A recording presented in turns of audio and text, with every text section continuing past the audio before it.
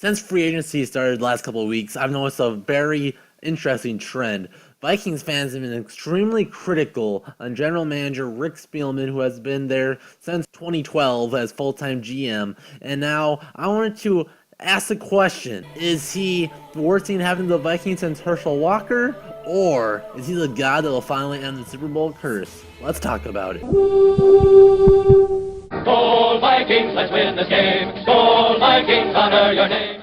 Rick Spielman, the penny-pinching GM of the Vikings that doesn't care about the team, winning, the fans, especially not winning the Super Bowl anytime soon.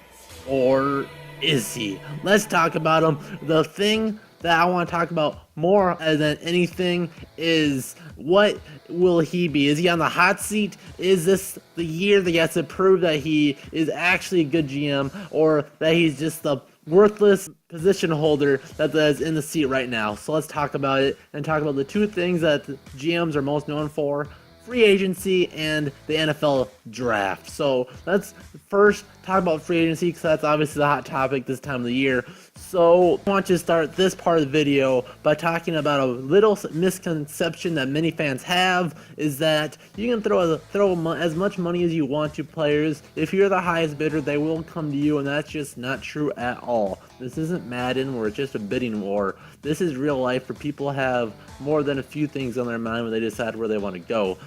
They want a team that's going to win. They want a team that's maybe closer to their family. Maybe warm weather plays a role. Maybe they want to play with their brother. Hello, Matt Khalil. There are many other options, and it's just who is going to pay top dollar for their service. So I want to talk, there's people like Alshon Jeffrey, where we offered him a big deal, but why would he not want to come here? Well, for one, we had a really bad offense last year. We don't know how good the offensive line is going to be this year, even though I think it'll be vastly improved. And he wants to go to Philadelphia because, well, it's Philly, which is a cooler place than Minnesota. And you have Carson Wentz, who was, at least the first half of the year, a very, very good rookie quarterback. So I think he has everything looking forward to have a good year there, and he's going to want more money in the future. So that are reasons why people would rather go somewhere else, not just because he wouldn't. Rick Spielman is just penny pinching him and not offering him enough money to come to Minnesota. So I want to make that very clear. And let's talk about some of the draft picks we got. I'm recording this video on March 15th, so I'm assuming more to come. But let's just a little minor recap. Riley Reef, he's going to be our left tackle from the Lions. He weakens our opponent, our divisional opponent, and he gives us a solid upgrade over what we had on the roster at the time, whether it be Matt Khalil or expanding especially TJ Clemmings and Jake Long. So that's a solid pickup, and it's at a decent price. Number-wise, yes, we overpaid for him, but everybody is overpaying for offensive tackles this year in free agency. The demand is insane, so the price is going up. That's how the free market works. So that's why people are get more money than what they were worth in the past years. Look at Matt Khalil's contract he got with the Panthers, who we can all agree was very disappointing in the last 3 years. Fast forward, we got Mike Remmers, who's more or less a guy to, at the very least, fight for the right tackle position and will probably start next year. He won't be a long-term starter. We'll probably draft the full-term, long-term, hopeful starter in the right tackle in the draft. The next guy, Dayton Jones, he's more or less an experimental guy that I think Mike Zimmer will have a lot of fun trying to use to his full ability. We re-signed Jeremiah Searles to another one-year deal. He's a solid backup right tackle who plays okay at right tackle and can also play left tackle. And we played the very good veteran-savvy Terrence Newman, who is one of the best corners in the league. Pro Football Focus ranked him 9th overall in the league. So another great signing at a good price. And he comes via the Mike Zimmer effect. So sometimes the head coach and GM work hand in hand to bring in these good players. Players we already lost. Andre Smith went to the Bengals. Not a big deal. He was awful. Cordell Patterson went to the Raiders. This bring up a fuss in my comment section and comment sections on Viking social media pages. This is one of the most polarizing things I think is crazy. Patterson was labeled a bust for the last 2 or 3 years by Vikings fans. They have absolutely hated on him. And then this last year, he shines a little bit, so Vikings fans love him again, even though his numbers still weren't that good, especially for a first-round wide receiver. And when he goes, oh no, Rick Spielman's the devil for letting Cordell Patterson, a 400-yard something like that receiver, and yeah, sure, he's a good kick returner, but he's not going to be worth top-notch receiver money. I don't know what you guys expect from us to give to Patterson. Catch our money on the left. This one sucked, but he's going back to the Carolina Panthers, what the team was before he went to Minnesota, as I'm sure you guys know. He might have some ties there that might give him a little discount. I don't know what the Vikings were offering him, but I thought he was a good fit in Minnesota, but he's going back to Panthers. Adi Cole, thought he was a good backup, but he's going to Jacksonville, Florida. Who wouldn't want to go chill in Florida this time of the year in Minnesota? Rat Ellison went to the Giants, and this one was the most talked about one because his dad took to Twitter and pretty much just said that the Vikings front office is run by morons that don't know what they're doing and killing their own players from inside their organization. Now, this sounds very interesting. It sounds like it was a shot at Mike Zimmer, sounds like it was a shot at Rick Spielman, sounds like it was a shot at the Wilf family in general. So, I don't know how true that is. It's from his dad, and he probably hears what normal people would hear after a long day of work. You're going to hear about the negative things, and that's all he would hear because no one comes home from a hard day of work to talk about how great practice was. It's, oh no, we had to run more because Zimmer was pissed at us. So I think that's what that is more than anything. We lost our punter, Jeff Locke, to the Colts. I think that's a kind of a bigger one than people really realize. He had a much better year last year, and I thought you could have been the punter for the future, but it's a punter. It's not the hardest position to replace. Matt Khalil went to the Panthers. Already kind of covered that. He's joining his brother. I think that's the biggest reason. And Charles Johnson also went to the Panthers. He wasn't utilized much in Minnesota after Teddy got hurt, so I don't mind that one at all. I don't think fans should as well. So overall free agency, really not bad. We lost one corner, kept our other one. We made our offensive line better. So all in all, I think we've done a fair job in the free agents in this offseason. We still have a few more to look at. Oh yeah, we also re-signed Adam Thielen. The Vikings tracker isn't updated yet. There's the unrestricted free agents that are still out there. Matt Asiata, doesn't really matter where he goes. Could we have him for another year? Sure, but I don't mind if he goes. Sean Hill, I think he should just retire. Zach Line, I think he was an okay fullback, but take it or leave him, I don't really care. Jake Long, he should just retire, he's too injured. Adrian Peterson is an interesting one if he comes at the right price, sure. Otherwise, I think he wants to move on, so he can, sure, why not go. Justin Tratto, he's a solid backup DN, but it's not too hard to replace. So whatever he really feels like, if it's the right price, keep him, sure.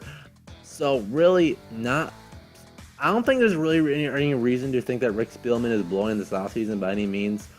We didn't get any top name guy, but when have we? And when has it worked out? We traded for Jared Allen. That was a pretty big one. We lost a first-round pick, but I think it was worth it. We don't have a first-round pick this year because Sam Bradford. And people criticize that one a lot. They still do because now they've missed their first-round pick.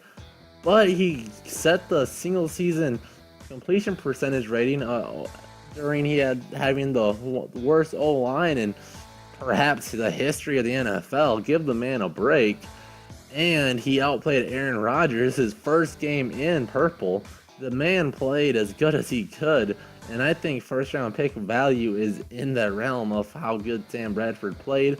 Now, was he MVP level? No, but maybe some O-line help. I think he's a solid Pro Bowl contender if we can keep him upright all year.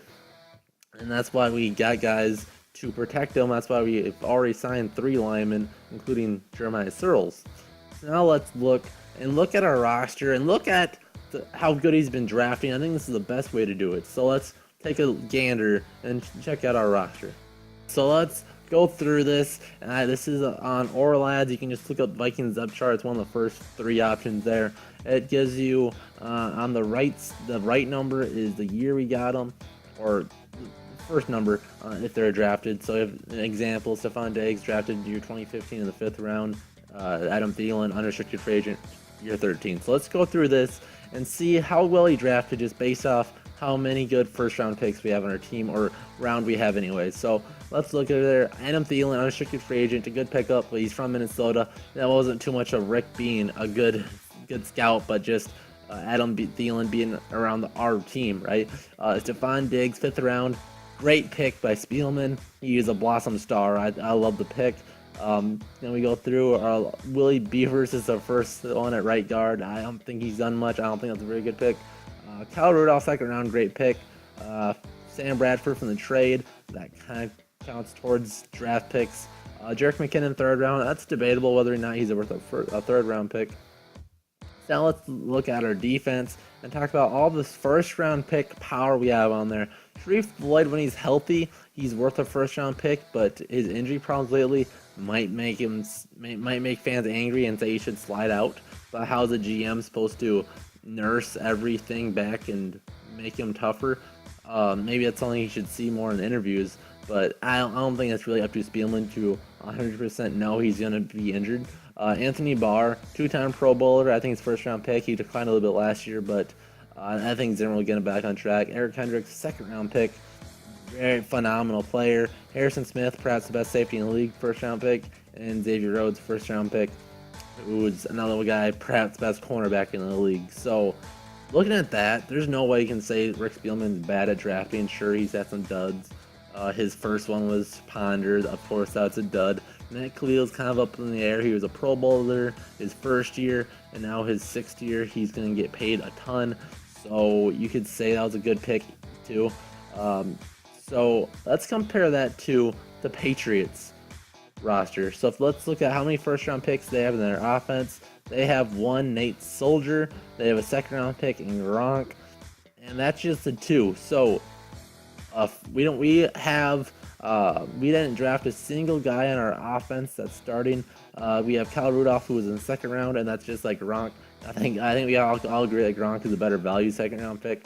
But so they have 1 1st round pick on offense to our none, and 1 second for our 1 second. Going to the defense side of the ball, they have Malcolm Brown, a 1st round pick, Dante Hightower's a 1st round pick, and Devin McCourty, who is also a 1st round pick. So big pieces of their defense, 1st round picks. And let's look at the Vikings. We have 2, 3, and 4 1st round picks. Sharif Floyd being up there, whether that's a good value. So I think our drafting has been just about as good as the Patriots, who has been the best franchise in the last 10 years. So again, how can you really give that to Rick Spielman? I think he's been a very good drafter and really stacking up to about as good as a team like the Patriots. Now, the Patriots are a very tricky team because they can get free agents because they've been winning so well. They have this guy right here, Mr. Tom Brady, who many people would say he's the best quarterback ever. And they're going to get guys like Darrelle Revis.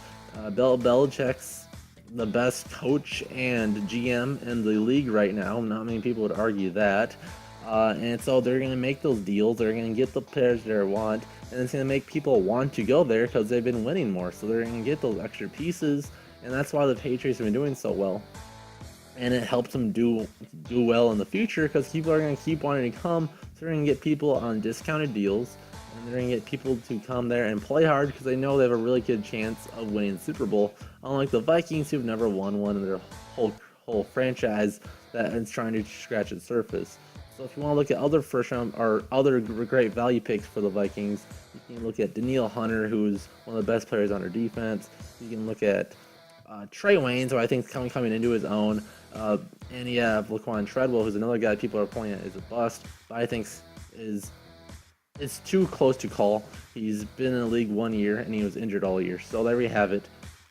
It's up to you guys. Do you guys think, despite all this evidence, do you still think that Rick Spielman should be on his way out?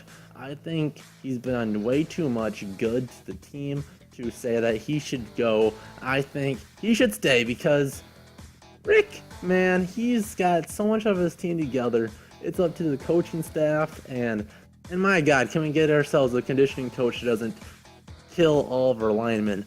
The last couple years has been crazy, but that's not for Spielman, that's for someone else. So blame the right person, don't go straight to Spielman.